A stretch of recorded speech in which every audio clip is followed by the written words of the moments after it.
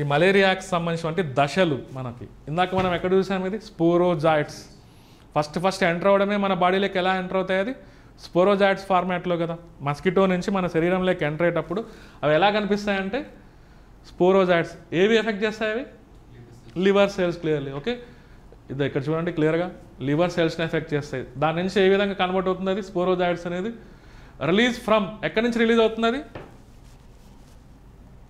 ఎక్కడి నుంచి రిలీజ్ అవుతుంది దోమలో స్పోరోజాయిడ్స్ అనేది ఇదే కదా ఊసిస్ట్ స్పోరోజాయిడ్ అనేది ఎక్కడి నుంచి రిలీజ్ అవుతుంది అది దోమలో ఊసిస్ట్ క్లియర్ ఓకే ఇవి ఇదాక మనం అనుకున్నాం కదా మీరోజాయిడ్స్ ఆ లివర్లో డెవలప్ అయిన తర్వాత మళ్ళీ చిన్న చిన్న పారాసైట్స్ మాదిరి రిలీజ్ అవుతాయి దానిలో మనం మీరోజాయిడ్స్ అని మనం చెప్పుకోవచ్చు క్లియర్గా మనం చూస్తే merozoites are the form of malaria parasites which infect RBC ఒకసారి లివర్ నుంచి బయటకు వచ్చిన తర్వాత ఈ స్పోరోజాయిడ్స్ని ఏమని పిలవాలంటే మీరోజాయిడ్స్ అని మనం పిలవాలి మీరోజాయిడ్స్ అనేది మనకి వెంటనే ఎక్కడికి మూవ్ అవుతాయంటే ఆర్బీసీని టార్గెట్ చేస్తాయి క్లియర్గా మనం చూస్తే ఇక్కడ చూడండి అలా టార్గెట్ చేసే ముందర ఈ మీరోజాయిడ్స్ రిలీజ్ అవ్వక ముందు దాని స్టేజ్ ఎలా ఉంది ఇక్కడ ఉందా లేదా సైజాంట్ అని అది బస్ట్ అవుతానే బయటికి రిలీజ్ అవుతున్నాయి దానిలోనే ఇక్కడ ఏమంటున్నాం మనం మీరోజాయిడ్స్ అంటున్నాం ఈ మీరోజాయిడ్స్ అనేది మళ్ళీ ఎక్కడికి ఎంటర్ అవుతున్నాయి ఆర్బీసీలో క్లియర్లో ఓకే ఇక్కడ చూడండి మనకి ట్రాన్స్ఫార్మ్ టు ట్రోపోజాయిడ్స్ ఇక్కడ ఉందా లేదా అది పదం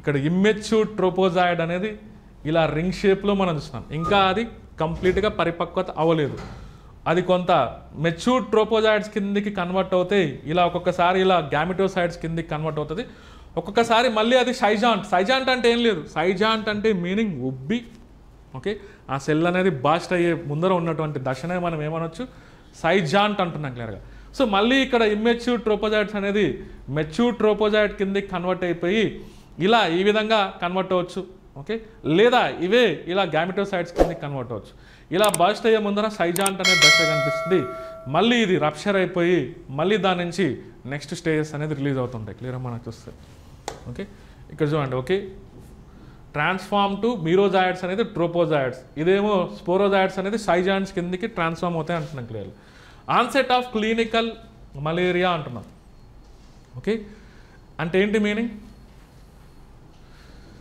ఆన్సెట్ ఆఫ్ క్లినికల్ మలేరియా అంటే నేను ఇందాక చెప్పా కదా సిమ్టమ్స్ ఎప్పటి నుంచి కనిపిస్తాయి మనకి ఓకే హీమోగ్లోబిన్ అనేది మార్పు జరిగి ఉండాలి ఏ విధంగా మార్పు జరిగి ఉండాలి అది హీమోజాయిన్ ఒక పదం చెప్పా కదా నేను హీమోజాయిన్ గ్రాన్యూల్స్ అంటున్నాం అలా చిన్న చిన్న గ్రాన్యూల్స్ మాదిరి డివైడ్ అయిపోయింటాయి క్లియర్గా అప్పటి నుంచి ఆ సైజాంట్ అనేది బస్ట్ అయిపోయి బయటికి ఓకే ఆ సైజాంట్ అనేది బస్ట్ అయిపోయి ఆర్బీసీ నుంచి బయటికి నెక్స్ట్ లెవెల్స్ అనేది వచ్చేటప్పుడు బయటికి హీమోగ్లోబిన్ అనేది చిన్న చిన్నగా రిలీజ్ అవుతుంది అన్నాం వాటినే హీమోజాయిన్ గ్రాన్యూల్స్ ఒక్కసారిగా మన బ్లడ్ లేక హీమోజాయిన్ గ్రాన్యూల్స్ రిలీజ్ అవుతే మనకి ఇంకా ఆటోమేటికల్గా ఫీవర్ రావడం అనేది స్టార్ట్ అవుతుంది క్లియర్గా మనం చూస్తే ఇక్కడ మనకు అదే ఉంది క్లియర్లీ ఓకే ఎనీహౌ మీరోజాయిడ్స్ అనేది మనకి with in the human host అంతేనా మనం దోమలో చూస్తున్నాం అవి లేదు కదా విత్ ఇన్ ద హ్యూమన్ హోస్టా కాదా బట్ స్పోరోజాయిడ్స్ అనేది ఎక్కడ చూస్తున్నాం మనం అవి దోమలో చూస్తున్నాం క్లియర్ ఇలా కొంత దాన్ని బెటర్ వేలో అర్థం చేసుకోవడానికి మీరోజాయిడ్స్ స్పోరోజాయిడ్స్ అంటే ఈ కంపారిటివ్ స్టడీ అనేది మనకి హెల్ప్ అవుతుంది క్లియర్గా మనం చూస్తే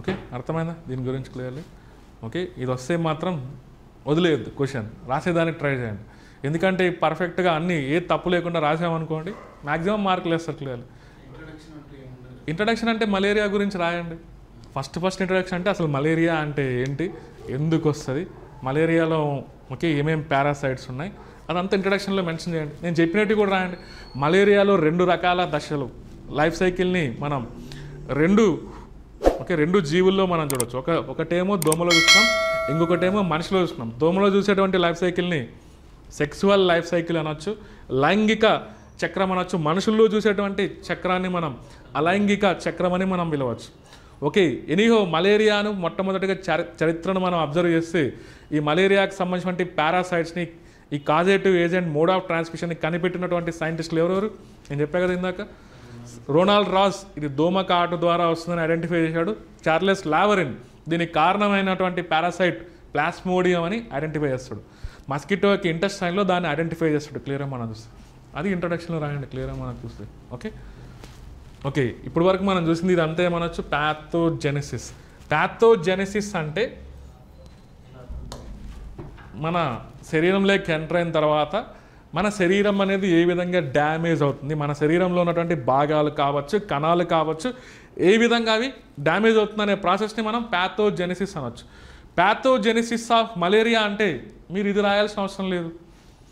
ఓకే, నేను చెప్పింది అర్థమైందా మీకు? ఎప్పుడన్నా ప్యాథోజెనసిస్ ఆఫ్ మలేరియా అన్నాడు అనుకోండి, మీరు ఏం రాయాలి? రెండిట్లో దోమలో ఏం జరుగుతాయి మనకెందుకు? ఓకే, మన శరీరంలో ఏ విధంగా డ్యామేజ్ అవుతుందో దాన్నే మనం ఏమనొచ్చు, ప్యాథోజెనసిస్. ఈ రెండు మాత్రమే మీరు రాయాలి క్లియర్గా. ఇది మీరు లైఫ్ సైకిల్ గురించి రాయమంటే, మలేరియా లైఫ్ సైకిల్ గురించి రాయమంటే రెండూ రాయాలి. ప్యాథోజెనసిస్ గురించి రాయమంటే మన శరీరంలో ఇది ఏ విధంగా ఎఫెక్ట్ చేస్తుంది అదొక్కటి రాస్తే సరిపోతుంది. దోమను ఏ విధంగా ఎఫెక్ట్ చేస్తుందో మనకు అవసరం లేదు. క్లియర్గా మనం చూస్తే ఓకే, మన శరీరాన్ని ఏ విధంగా డ్యామేజ్ చేస్తుందంటే ఇలా లివర్ని డ్యామేజ్ చేస్తుంది, ఎర్రక్త కణాలు డ్యామేజ్ చేస్తుందని ఈ లైఫ్ సైకిల్ రాస్తే మనకు సరిపోతుంది. క్లియర్గా మనం చూస్తే సెక్సువల్ లైఫ్ సైకిల్ గురించి రాయమన్నా కూడా ఇదే మనం యూజ్ చేయాలి. క్లియర్ ఓకే, ఇది ఓవరాల్గా ప్యాథోజెనసిస్ గురించి క్లియర్గా మనం చూస్తే. సో నెక్స్ట్ వచ్చేసి సిమ్టమ్స్. ఎలా సిమ్టమ్స్ అనేది బయటికి పడతాయి మలేరియాకి సంబంధించి. కామన్గా కొన్ని సిమ్టమ్స్ ఏమి ఉండొచ్చు. ఓకే, సిమ్టమ్స్ జనరల్గా మలేరియా ఫీవర్ వస్తే లక్షణాలు ఏ విధంగా కనిపిస్తూ ఉంటాయి క్లియర్గా. మలేరియానే జనరల్గా మనకు చూస్తుంటాం కదా సరౌండింగ్లో కొన్ని లక్షణాలు. క్రోనిక్ ఫీవర్ అంటే దీర్ఘకాలం పాటు జ్వరం అనేది అలానే వస్తూ ఉంటుంది. Okay, time fever along with chills అంటున్నాం. ఉన్నట్లుండి బాడీ టెంపరేచర్ డౌన్ అయిపోద్ది, ఒక్కసారిగా చల్లగా అయినట్లు అనిపిస్తుంది బాడీ మొత్తం, మళ్ళీ స్టార్ట్ అవుతుంది. ఇది పీరియాడిక్గా జరుగుతుంది. పీరియాడిక్గా అంటే ప్రతి 24 గంటలకు ఒకసారి ఇలా పీరియాడిక్గా మనం చూస్తూ ఉంటాం క్లియర్గా. మన టైంని బేస్ చేసుకొని ఆ టైం వస్తానే మళ్ళీ జ్వరం రావడం, మళ్ళీ కొద్దిసేపు నాకు సప్రెస్ అవ్వడం, మళ్ళీ జ్వరం రావడం, ఇలా జరుగుతుందంటే సంథింగ్ ఏదో మన బాడీలో ఏదో తేడా జరుగుతున్నట్టు. ఓకే, దాన్నే మనం ఫీవర్ అలాంగ్ విత్ చిల్స్ అనొచ్చు. ఓకే, మన శరీరం అనేది ఉన్నట్లుండి చల్లబడ్డం జ్వరంతో పాటు క్లియర్గా మనకు చూస్తే. ఓకే, నెక్స్ట్ మజిల్ పెయిన్స్, కండరాలు అనేది విపరీతంగా నొప్పి తీయడం స్టార్ట్ అవుతుంది మలేరియాలో క్లియర్గా. హెడ్ఏక్, విపరీతమైనటువంటి తలనొప్పి మనం చూడొచ్చు. వికారం, నాజియా అంటే వికారం అనొచ్చు. వామిటింగ్ సెన్సేషన్, ఒక్కొక్కసారి మనకి అబ్డోమెన్ రీజియన్లో పెయిన్ అనేది స్టార్ట్ అవుతుంది క్లియర్గా మనం చూస్తే. ఓకే, అబ్డోమెన్ రీజియన్లో పెయిన్ అనేది తీవ్రమైనటువంటి అలసటకు గురవుతూ ఉంటాం. ఓకే, అదేవిధంగా మనకి బ్లడ్ కనుక ఎగ్జామిన్ చేస్తే ఎనీమియా ఉన్నట్లుండి షార్ట్ పీరియడ్లో ఎనీమియా అనేది మనకు స్టార్ట్ అవుతుంది. రక్తహీనత, ఎందుకంటే ఇక్కడ ఆర్బీసీ అనేది ఎఫెక్ట్ అవుతుంది కదా క్లియర్లీ. షార్ట్ పీరియడ్లో మనకి ఎనీమియా అనేది ఎఫెక్ట్ అంటే బాడీలో క్లియర్గా మనం చూస్తే, ఎందుకంటే కారణం ఇక్కడ ఆర్బీసీ అనేది ఎఫెక్ట్ అవుతుంది క్లియర్గా మనం చూస్తే. ఓకే, ఇవన్నీ ఏం చెప్పుకోవచ్చు మనం, సిమ్టమ్స్, ఈ వ్యాధి లక్షణాలు క్లియర్గా మనం చూస్తే. కానీ విషయం ఏంటంటే ఈ లక్షణాలు చూస్తేనే మనం ట్రీట్మెంట్ అనేది చెప్పలేము. ఇదే లక్షణాలు వేరే డిసీజ్ కూడా ఉండొచ్చు. నేను చెప్పిన లక్షణాలు దేనికి అప్లికబుల్ అవుతాయంటే ఫైలేరియాసిస్లో ఇదే చూస్తుంటాం, డెంగ్యూ కూడా ఇదే లక్షణాలు కనిపిస్తుంటాయి. డెంగ్యూ ఒక్కొక్కసారి ఐడెంటిఫై చేయకుండా కన్ఫ్యూజ్ అవుతారు. ప్రాపర్ డయాగ్నోసిస్ చేయలేదనుకోండి డెంగ్యూ విషయంలో, ఆ పర్సన్ చనిపోతాడు క్లియర్గా మనం చూస్తే. డెంగ్యూని ఖచ్చితంగా ఐడెంటిఫై చేయగలిగితేనే ట్రీట్మెంట్ అనేది వెంటనే స్టార్ట్ చేయాలి క్లియర్గా. అక్కడ మలేరియాకి డెంగ్యూకి ఇవన్నీ కామన్గా సిమ్టమ్స్ ఒకేలాగా రిలేట్ అవుతూ ఉంటాయి. సో డయాగ్నోసిస్ అనేది కీ రోల్ ప్లే చేస్తుంది. ఈ మలేరియాని మనం నిర్ధారించాలంటే ఏమన్నా యూజ్ చేయొచ్చా మెథడ్స్, వ్యాధి నిర్ధారణ పద్ధతులు ఏమన్నా ఉన్నాయా? జస్ట్ దీన్ని బట్టి మీరు ఐడెంటిఫై చేయగలరా? ఇప్పుడు మనం డిస్కస్ చేసిన దాన్ని బట్టి, నేను ప్రీవియస్ క్లాస్లో కూడా నేను చెప్పా కదా, ఇమ్యూనిటీ ఫండమెంటల్స్ కూడా చెప్పా. ఒక్కసారిగా మన శరీరంలోకి ఏదన్నా యాంటీజెన్ ఆర్ ప్యాథోజెన్ ఎంటర్ అయిందంటే మన శరీరంలో మన ఇమ్యూన్ సిస్టమ్ పనిచేస్తుందా లేదా, మన ఇమ్యూన్ సిస్టమ్ పనిచేసి యాంటీబాడీస్ రిలీజ్ అవుతాయా లేదా. నేను లాస్ట్ క్లాస్లో మీకు చెప్పింటా, యాంటీబాడీస్ గురించి నేను డిస్కస్ చేసింటా మీకు క్లియర్గా. ఐజీఎం యాంటీబాడీస్ అనేది ఫస్టే రిలీజ్ అవుతుంది మన శరీరంలోకి ఎంటర్ అవుతానే. ఈ యాంటీబాడీస్ని ఇమ్యూనోగ్లోబులిన్స్ అని కూడా మనం చెప్పుకోవచ్చు. ఐజీఎం యాంటీబాడీస్ అనేది మన శరీరంలో ఇమీడియట్గా రిలీజ్ అవుతాయి. ఓకే, వాటిని టెస్ట్ చేయొచ్చు మనం. దాన్ని సీరోలాజికల్ టెస్ట్ అన్నది ఒక మెథడ్ ఏమనొచ్చు మనం, సీరోలాజికల్ టెస్ట్ అంటే ఏం లేదు, మలేరియా పరాన్న జీవికి వ్యతిరేకంగా మన శరీరంలో కొన్ని రకాల ఓకే, ప్రతిరోధకాలు అనేది విడుదల ఉంటాయి, యాంటీబాడీస్ అనేది విడుదల ఉంటాయి. అందులో ప్రధానంగా IgM యాంటీబాడీస్. వాటిని మనం ల్యాబొరేటరీలో గుర్తించవచ్చు ఈజీగా. ఓకే, అది మలేరియా యాంటీబాడీస్ అని మనం ఈజీగా ఫైండ్ అవుట్ చేయొచ్చు. మన బ్లడ్ ఓపెన్ చేసి బ్లడ్ శాంపుల్ తీసుకొని యాంటీబాడీస్ టెస్ట్ చేస్తే అది మలేరియాదా, డెంగ్యూదా, చికెన్ గనియాదా ఈజీగా మనం ల్యాబ్లో ఐడెంటిఫై చేయొచ్చు. యాంటీబాడీస్కి స్పెసిఫిసిటీ అనేది ఉంటుంది. అది ఒక యాంటీబాడీ అనేది ఒక రకం పారాసైట్ని టార్గెట్ చేయడానికి రిలీజ్ అయింటుంది, అంతేగాని మలేరియా యాంటీబాడీస్ అనేది డెంగ్యూకి యూజ్ అవ్వ బాడీలో క్లియర్గా మనం చూస్తే. అదొక test, serological test. Next microscopic examination of the blood. Microscopic examination of the blood అంటున్నాం. ఓకే, రక్తాన్ని మనం మైక్రోస్కోప్ ద్వారా పరిశీలించడం క్లియర్గా మనకు చూస్తే. దాని ద్వారా ఇందాక నేను ఒకటి చెప్పా, ఇక్కడ ఏంటిది రింగ్ స్టేజ్. మన ఆర్బీసీలో రింగ్ స్టేజ్లో ఆ పారాసైట్ కనిపిస్తుంటుందని మనం చెప్పాం. అది డయాగ్నోస్టిక్ స్టేజ్. మన మైక్రోస్కోప్లో ఇలా ఓపెన్ చేసి మనం ఆర్బీసీని కనుక ఎగ్జామిన్ చేసి జూమ్ చేసి లోపల ఖాళీగా ఉంటుంది. యాక్చువల్గా మనం చూస్తే ఆర్బీసీలో న్యూక్లియస్ అనేది ఉండదు. ఉంటుందా? నో. ఎర్ర రక్త కణాల్లో కేంద్రకం అనేది ఉండదు క్లియర్గా మనం చూస్తే. బట్ ఈ మలేరియా ద్వారా ఎఫెక్ట్ అయినటువంటి ఎర్ర రక్త కణాలు ఉన్నట్లయితే లోపల ఇలా ఉంగరపు ఆకారంలో కొన్ని గుర్తులు కనిపిస్తూ ఉంటాయి. అదొక ఇండికేషన్ క్లియర్గా. సో ఈ ప్లాస్మోడియం అనేది బ్లడ్లో సర్క్యులేట్ అవుతూ ఉంటాయి ఆఫ్ కోర్స్. అవన్నీ మనం మైక్రోస్కోప్ ద్వారా ఈజీగా మనకి ఎగ్జామిన్ చేయొచ్చు క్లియర్గా మనకు చూస్తే. ఓకే, ఒకటి ఏమన్నాం సీరోలాజికల్ టెస్ట్, ఇంకొకటి మైక్రోస్కోపిక్ ఎగ్జామినేషన్, సూక్ష్మదర్శిని ఉపయోగించి పరిశీలించడం అంటున్నాం. ర్యాపిడ్ డయాగ్నోస్టిక్ టెస్ట్ అంటే ఏంటి మీనింగ్? మన కోవిడ్ టైంలో మనం యూజ్ చేసామా?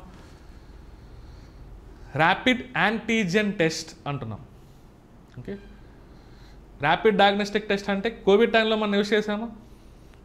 మన నోస్లో ఇలా శాంపిల్ కలెక్ట్ చేసి దాన్ని మన ముందరే ఒక స్క్వేర్, ఓకే, ఒక రెక్టాంగిల్ షేప్లో ఒక చిన్న వైట్ కలర్లో ఒక బాక్స్ మాదిరి ఉంటుంది, దాని పక్కన ఇలా రెడ్ కలర్లో ఒక గీత ఉంటుంది. మన శాంపిల్ కలెక్ట్ చేసిన తర్వాత దాని మీద వేసి కొద్దిసేపు అలా పక్కన పెడితే, ఒక 5 నిమిషాలు పక్కన పెడితే పక్కన సేమ్ ఇదే రెడ్ కలర్ మాదిరి పక్కన కూడా రెడ్ కలర్ వచ్చింది అనుకోండి, కన్ఫర్మేషన్ చేశారు. అక్కడ ఏంటంటే మన శరీరంలో కనుక పారాసైట్ ఉంటే దాన్ని కన్ఫర్మేషన్ చేయడం ఇండైరెక్ట్గా. ఓకే, మన శరీరంలో ఉన్నటువంటి యాంటీజెన్ని అక్కడ గుర్తిస్తున్నాం. దాన్నే మనం ఏమనొచ్చు, ర్యాపిడ్ యాంటీజెన్ టెస్ట్. మలేరియాను కూడా అలాగే గుర్తించవచ్చు. మన బ్లడ్ కలెక్ట్ చేసిన తర్వాత దాని నుంచి శాంపిల్ మనం తీసుకుంటాం కదా, ఇది మెయిన్ బ్లడ్లో సర్క్యులేట్ అవుతుంటాయి కదా, ఆ బ్లడ్లో ఉన్నటువంటి పారాసైట్ని మనం ఇలా యాంటీజెన్ పరీక్ష ద్వారా మనం ఈజీగా గుర్తించవచ్చు. దాన్ని ఏమనొచ్చు అంటే rapid antigen test. Rapid antigen test అనొచ్చు క్లియర్గా మనకు చూస్తే.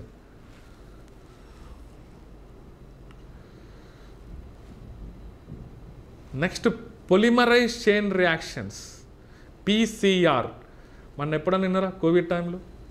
RT-PCR అంటే ఏంటి మీనింగ్? RT-PCR అంటే reverse transcriptase polymerise chain reaction అంటారు.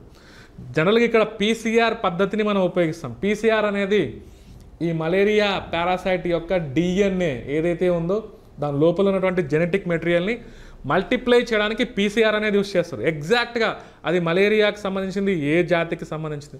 ఇందాక మనం మలేరియాలో ఎన్ని స్పీసీస్ ఉన్నాయని మనం అనుకున్నాం. మలేరియాలో ఏమేంటి ఉన్నాయి స్పీసీస్? ప్లాస్మోడియంలో ఎన్ని స్పీసీస్ ఉన్నాయి? లిస్ట్ అవుట్ ఇచ్చా కదా, దీంట్లో ఇక్కడ ఉన్నాయి కదా. Plasmodium falciparum, plasmodium vivax, plasmodium ovale, plasmodium malaria.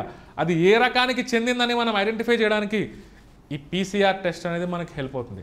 ఆ జన్యు పదార్థాన్ని బేస్ చేసుకొని ఆ రకమైంది అది ఫాల్సిఫారమా, వైవాక్సా, వూవెలా మనం ఐడెంటిఫై చేయొచ్చు క్లియర్గా మనకు చూస్తుంది. ఓకే, ఇలా పొలిమరైజ్ చైన్ రియాక్షన్స్ని మనం యూజ్ చేయొచ్చు. ఓకే, ఇదంతా మనం ఏమనుకోవచ్చు, డయాగ్నోసిస్ టూల్స్, మలేరియా కోసం ఉపయోగించేటువంటి నిర్ధారణ పద్ధతులు అని మనం చెప్పుకోవచ్చు. Next treatment. ఓకే, ట్రీట్మెంట్ విషయంలో ఎలాంటి పద్ధతుల్ని మనం ఫాలో అవుతాం క్లియర్.